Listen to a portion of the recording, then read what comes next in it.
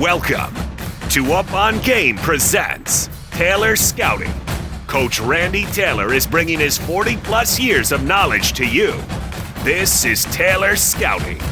And now, here's Coach Randy Taylor.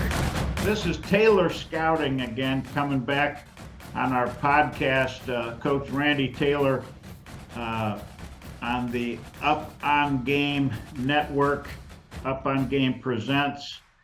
And we are going to do a podcast today that will be on iHeartRadio app, Apple Podcast, or wherever you get your podcasts. We're going to be with Darick Holmes here in a minute. And please rate and review the show and follow us on all social platforms by searching the Up on Game Network.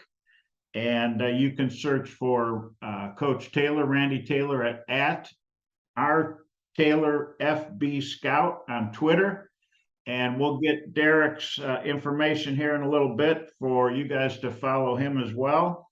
And watch all of our videos on YouTube on the Up on Game Network on YouTube. Okay, so I got the business out of the way.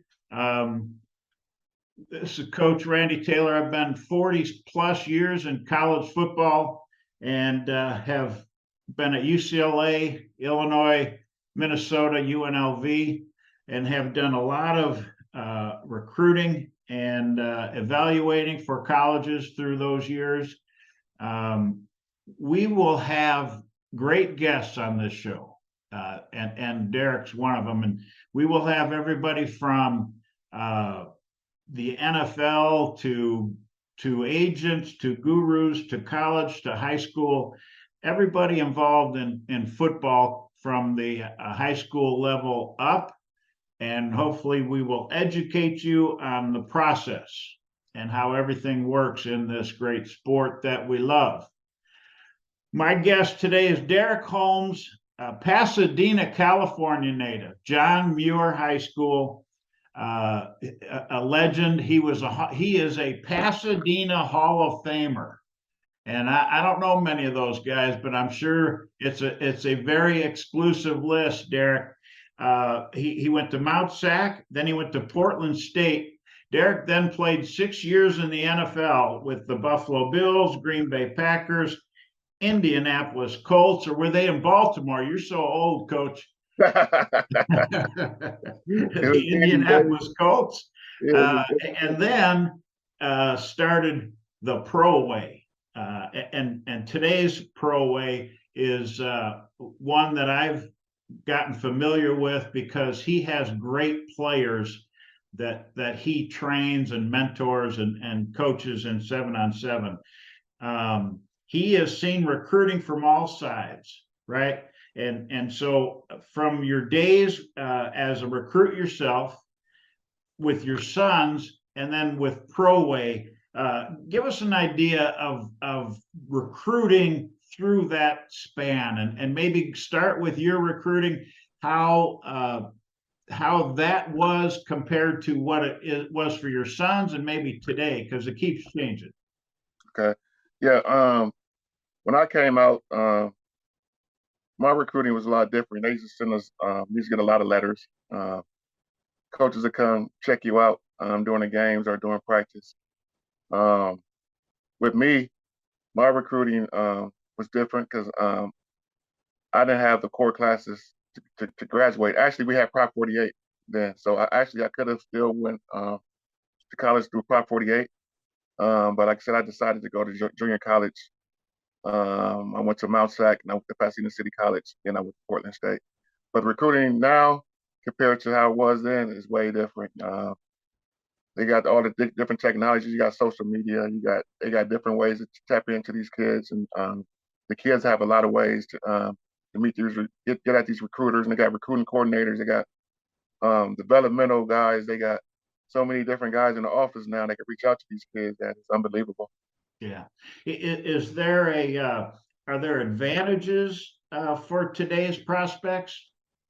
Oh, definitely. It's definitely they have a lot of different advantages that we didn't have. Like I said, they have so many. The platform is way different. It's a lot more. You got tournaments, 7-on-7 tournaments where you can be seen. You have different camps that you could be seeing that they didn't have when we was around playing. So it's so many different avenues that these kids go out and get blessed to get an opportunity to play at a university nowadays. Talk about you've had Darnay and Darick, and I don't know if I'm missing any of your. We'll talk about your other athletes in the family, but right now Darnay and Darick both had nice college careers. Yes, And sir. then Darnay, we saw on TV the other day with the New York Giants playing a lot of nickel, wasn't he? Yes, sir. And so you've gone through it with them. Talk about their recruiting. Um, their recruiting it was fun.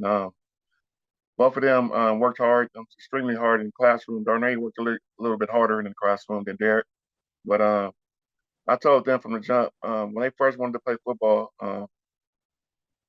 I told them school is the biggest part of it, so they took care of the school part of it, and the athletic part of it I didn't never worry about because I know I was gonna make sure they was ready to go on the field. So it's the off the field stuff that I instilled in them to be great at, and it pretty much helped them succeed in what they're doing right now in life.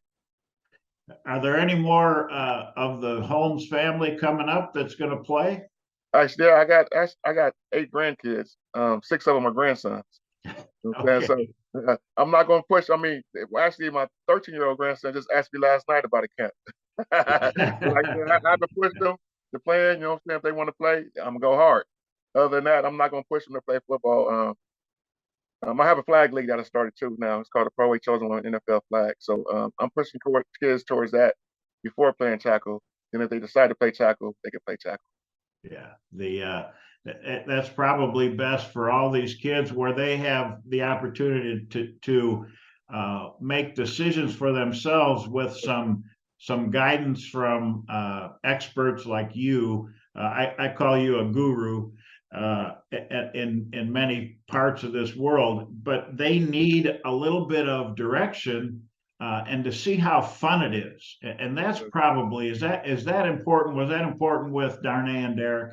Yes, no, that was very key. Like I said, I never made them do anything. It's like I bring something to them. If they wanted to get down, we're gonna go get down. If they didn't want to do it, once they rarely didn't want to do it, you know what I'm saying?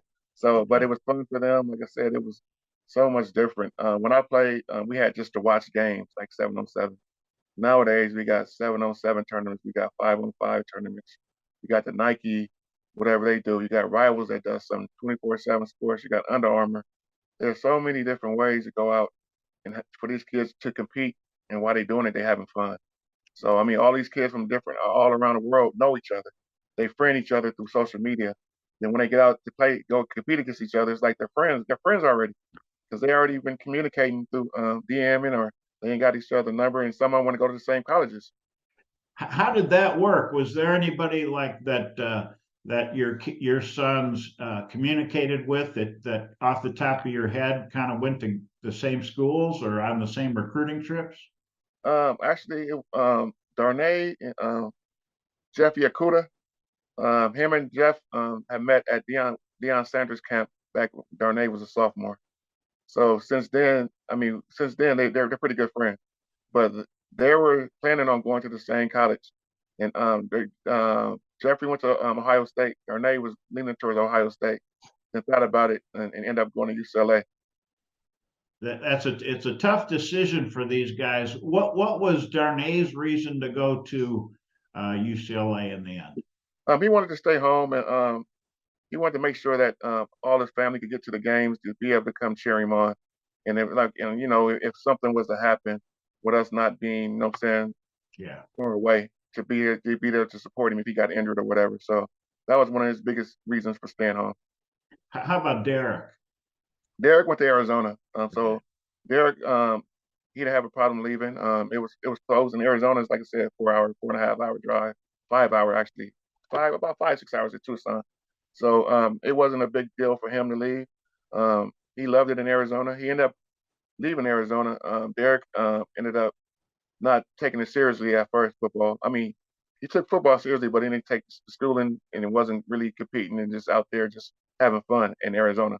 So he ended up going to Colorado Mesa, which he's finishing up right now at Colorado Mesa. Um, but his experience was different than Darnay's. Right. And that's every family probably has a little bit of that where unless they're twins, they don't they don't really go together all the time. Yes, sir. When did Pro Way come about? Okay, that's a great question. Broadway came about by them wanting to play football. So I started off training my kids and my nephew Deshaun and a couple other kids. My nephew Carl Holmes, who now is like at University of Arizona. University of Oregon, who I'm about to talk about today in the post. He's up there at University of Oregon working on their staff. So I started off with them four. Then it ended up becoming training more of their friends, and we started youth football and started training more and more and more, and it became to where it's at now. But it always started as a training company. But nowadays, if you can't just train kids with the 7-on-7 and things like that, you got to be able to get out there in the circuit. So my company was a pro way training. So that's how we started. Keyshawn Johnson had Team 19, who I was a trainer for the Team 19. Him and Brian Kelly's 1925. So I was a trainer for them. Then they wanted to get out of it. And like I said, I was just a trainer. My kids was playing for Team 19. And we ended up, Keyshawn ended up like, you might as well start doing 7-on-7. So that's how I got into the 7-on-7 part of it. And if I didn't get into it, I probably would have had no kids to train because you got to do 7-on-7 nowadays to be able to get these kids to train. Well, it's about having fun, isn't it? It's about Yes, playing. yes, sir. Playing is the key word, playing Yes, the sir. game. And you can train all you want, but that gets boring. So how did you throw training into 7-on-7? Yeah, so what I do, I make my Sunday training and once during the week mandatory, and that's how I still get it in. So if you don't come to the Sunday training or mandatory training, you can't play in the tournament, Right. or you can't go on college tours. Like we go on college tours. We try to schedule tournaments out of state where we know we could go visit a college. So when we go to Florida, we know we could go visit a couple colleges. We go to Oregon, we know we could go hit Oregon, Washington, and Washington State, Oregon State. Arizona the same way. So whenever we have tournaments out of state with our national teams, we make sure that we could go up and bless these kids to touch these campuses. That way they could get sized up and these coaches get offered them scholarships. What would you say the Pro Way mission is? What the philosophy, the short term and long term with these kids? What's your how do you set your goals and your mission? Actually, my short term goal was just to get these kids better, letting them know the understanding to understand the game of football and how to work hard and not to get in trouble. You know what I'm saying? Because I was that kid that got in trouble. I mean, I caused myself a lot of millions of dollars. I caused my family millions of dollars about how I lived my life and what I did as a youth coming up. So I always wanted to instill in these kids, young men, that what you do as a youth, what you do can hurt you as an adult. So my biggest thing was making sure that I got them to train right and let them know, be dedicated to working hard. Just be dedicated to not getting in trouble, things of that sort. Long term goal ended up now with the college part of it, like helping these kids get to college, helping them become better men on and off the field, to raise their families. If it's through football, if it's through being a doctor, fireman, policeman, or whatever it may be. My goal is always to make sure that they are better when they leave the Pro Way program. I will say that you walk the walk too, because you've made some great donations to Muir High School and have done a lot for that community and have given back a lot to the community and to these kids. And so when you're talking about the Pro Way kids, what is the recruiting part of Pro Way and your message to these kids? You've kind of been touching on it with your sons, but give us an idea of how you bring them into your program and how the recruiting part beyond going to the campuses and everything is what you do. Actually, as far as a lot of it be word of mouth, you know what I'm saying, and be recurring from kids from certain schools or certain areas. Um, I don't go out to like we got a lot of people that gets hit go in kids' DMs and talk to kids without talking to parents and doing things of that sort. I don't do that. If a person want to be with us, we know you're gonna get the raw, the real and uncut. You know what I'm saying? We don't go out and recruit. So most of our kids come from people that have told them about our program and somebody that wants to grind. We ain't not with all the rah rah. We're not flashy. You know what I'm saying? We just do what we need to do. We go out and we put at least 20 or more kids into universities every year. So we're not going to change our motto. We're not going, like I said, we're not going to get in these kids' DMs and start calling these kids and things of that sort. A lot of people do that. I like to deal with the parents. A kid contact me. I'm like, have your parent. I need your parent number or somebody, your guardian, whoever. I'm not going to talk directly to a kid until I talk to the parent first. Make sure we on the same accord on what we're trying to get done. The recruiting part of it, what we do, like I said, I get the kid film, and I'm truthful with parents. Like a lot of these parents um, have in mind that their kid is better than what they are. You know what I'm saying? And so they think they could go to a Division I school, and most of them are. Sometimes they be Division II kids, or maybe Division III or NAIA kids. So yeah, you got to be truthful with these parents and let them know. And we don't charge. I know a lot of these people charging these parents for recruiting. We don't charge that. If you're part of our program and paying your fees for training, that's all we need. I mean, we're not going to charge you. I mean, the resources I got, I'm blessed to be here to bless these kids with the resources that I do have. And if they got the ability and got the grades, all I got to do is make a call and get their film into the right people's hand. If schools want them, they're going to get to that school. Right. Who are some of your more recent kids that have come out of Pro A that we would know of? Actually, we have one that plays Sunday, Khalil Shakur. He was Khalil Shakur, one that you guys. I'm saying that in the NFL that made a play for the Buffalo Bills. That's my the team that drafted me too. So Yeah. Khalil Shakur is one of them. We got kids that's right now that's in college. We got several kids. DJ is one of them that just transferred to Oregon State. Um, and we have several kids. I got trying to name them off the top of my head. Like I said, sometimes I forget. But as soon as we hang up, Brian, Well, we got Gary Bryant. We got Kalen Bullock at USC. We got Clark Phillips. That's about to be probably a first round pick. We got Brian Hightower. That's about to come out. Cameron Rising. I'm just like I said, I can start naming them, but we got a lot of kids that come out of our program that that's still playing right now. That's in college, and some of them about to go pro. But a lot of them are gonna get degrees and be great men in our country. You even though I know it's difficult because they kind of all run together and every year runs together, but those are some great names and some great kids because I know Clark and Cam and all those guys that you've been DJing, those guys. They're good kids, and I know that you have a feeling for these kids and want them to be the best people they can be, regardless of the football side. Yes, sir. Yeah. Well, are you involved in the transfer situation now? How is that happening? Because there's people who some of your players have gone out and then transferred. Are you involved in that in any way? Yes, yes, that's a great question. With the transfer portal, I mean, it made it hard for these high school kids. Nowadays, like the kids that was going to the Power Fives, they got to settle for them. I mean, you got to call it selling. They got to settle for a Mountain West or a Big Sky or a MAC conference or whatever now. And it's good for them conferences because now they are getting some quality players that got to go to these conferences because the transfer portal have guys that's been in college 2 or 3 years or maybe 4 years, 5 years and graduated and have a chance to go to another college of their choice. The recruiters are going to lean on them kids first before they go to a high school kid. Now we got kids that before they hop in the transfer portal. I love if they contact me first before they hop in the transfer portal because you could go from being a second or third string guy to getting in that portal and you never see a college again.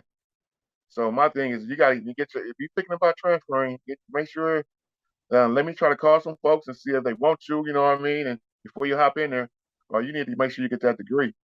The transfer portal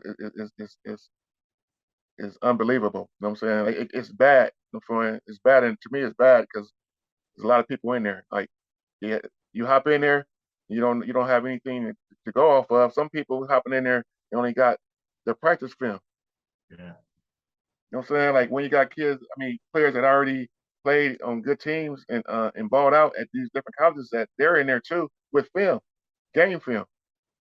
So I mean, it's hard. And like then you got, like I said, these high school kids that has to go behind them. Then you got the junior college kids that, you know what I'm saying, that still they have, sometimes they're more proven than the high school kids. So it's hard for these high school kids. It's hard for a guy that's trying to transfer a period if you don't have anyone that wants you right off in. You got to, you're just taking a chance. So Yeah. I'll tell them to get your degree first, or if you know, if like, let me call some people first and see if they willing to take you before you hop in there. I mean, that might be a little illegal, I guess, but I mean, but that's how we got to get it done now. Well, I think so many of the rules have changed in the way that the third party can be involved. So it's something that guys like you, with you're with boots on the ground. You've got these kids, and you can give them that advice that they may not get. And we know that parents sometimes have a much greater value for their son or daughter than maybe the coaches or you have or I have. Yes, And sir. I know that's sometimes tough. And the fact that you go to parents first is probably the most important part because you've been there and can set some ground rules for them. Yes, because I have several people in my kids' DMs and inboxes offer them this and offer them that. You know what I'm saying? And like they don't need all of that. They already got somebody that can do that. So y'all could beat it. Yeah, it makes a lot of sense. And I'm sure the parents appreciate your honesty, Yes, sir. even though they don't like it. Yes, sir. Yes, sir. How has the NIL impacted the 7-on-7s and 5-on-5 and mentoring and all that? The NIL is actually is a big component now. We have a group we just formed called Cali Power, California Power. In that group, we have a guy that does NILs for kids. Where they pretty much letting making it easier on us as far as financially, where we could get kids to these different schools to take over different tournaments and go visit these different schools. We have money behind us now. Um, NIL is big. And these kids now can start getting paid in high school. So it's something that I think is good. I'm saying, but we got to make sure that we can control it more. Like the parents can control it. Make sure a lot of these kids are doing right, or the parents are doing right by these kids with their money. You know what I'm saying? Investing in it or putting it up, saving it, and all that. But Right. NIL is a big component of 707. It's part of college, part of high school, part of a lot. You got high schools that have NIL deals for their kids. You know what I'm saying? So Yeah. Without naming names, have you gone through that where a high school kid has gotten an NIL offer from yes, a company or an area, and then they make their decision to go to a school because of that? How does that all work? That's a tough yes, we situation. have several kids that have made decisions based on NIL. You know what I'm saying? So some of them was cool. Some of them I really didn't like. Told them, hold on. I mean, that money, you could make more money somewhere else. You know what I'm saying, in the long term, if you know what I'm saying, don't make your decision based on that money. So, but some of these kids, it's kind of hard, tell them, they're struggling out here. So it's kind of hard to tell somebody to turn away 300,000 or $1 million. You know what I'm saying, for a couple of years when Yeah. they out here struggling. So, but yeah, definitely. So we'll give you this last opportunity to give some advice as a former NFL player, a father, and a leader of young men. And I truly believe you are a leader of young men. And so, to wrap this up, what's your advice? What did you tell your kids, and what would you tell your kids on your team? Um, my goal was always like, with the pro, always like, breaking barriers in football. I mean, breaking barriers in life while enjoying the game of football. You know Right. what I'm saying? So my thing is like, we have to do better by each other. You know what I'm saying? And that's like making it whatever you touch or make wherever you go and making it better. You know what I'm saying? So I mean, if you got to think about it, if you like, when you do things, make sure it's done in a godly manner. You know what I'm saying? So with God do that. You know what I'm saying? So that's how I think. I tell kids that. I mean, with God do that. So you got to think about what you do because it can hurt you in the long run. And because like I said, I lived that. I've done that. I've been there, and I messed up enough for all you guys. You know what I'm saying? So I'm a mentor to make sure that they don't go through what I went through. You know what I'm saying? Because I already messed up for so much for a lot of these kids. I was in jail my whole 10th grade year. You know what I'm saying? So I couldn't get recruited like I wanted to get recruited because I messed up as a youth. You know what I'm saying? So I make sure I go out and I teach these kids and talk to these kids about the life part of it. That's more important to me than the football part, which the training part, which is going to get done anyway. But like I said, leaving this world, making the world better through you is what I tell these kids. I mean, make the world better. Make sure you come out of this. Everybody come out of it better from you. Well, I've been lucky enough to be around you and watch you work, and I see it in the way you work with kids and your sons and just in general. And I really appreciate you as a person, as a leader, and as a mentor to these kids. And I know they're better off from being with you. So I'm with you, Coach. I appreciate it. And you guys can go follow at Pro Weight Training on Instagram. We got the at Pro Weight NFL flag, which me and Darnay started. We also got the at Pasadena Giants. It's a youth football league we have. We got at the Valley G-Man. That's a team in the Valley, unlimited weight. So we Twitter, same thing at Pro Weight Training. Those are a couple of handles you guys can go get at us at. And you've got teams in Central Valley. Where else are your teams? Yeah, we got Central Valley, the IE, the Ventura, LA County, South Dakota, Texas. We got teams pretty much. We're about to have one in Utah, pretty much everywhere. All right. Vegas. So kids can just contact you at those places. Well, give me one last place is best to reach you. By phone, text 909-452-9462. Again, you can text me 909-452-9462 anytime, and I'll get back to you.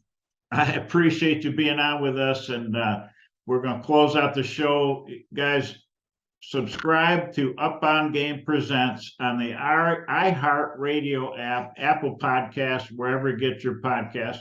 Rate and review the Taylor Scouting Show. This is Taylor Scouting. Follow us on all social platforms by searching the Up On Game Network. And then you can follow me at rTaylorFB Scout on Twitter. And then my business, taylorscouting.com, www.taylorscouting.com. And I think we've covered about every imaginable Twitter, social media platform in the world. How about that, Darnay? Yeah, appreciate it, man. Appreciate you guys having me, man. It's a blessing. Keep doing what you're doing.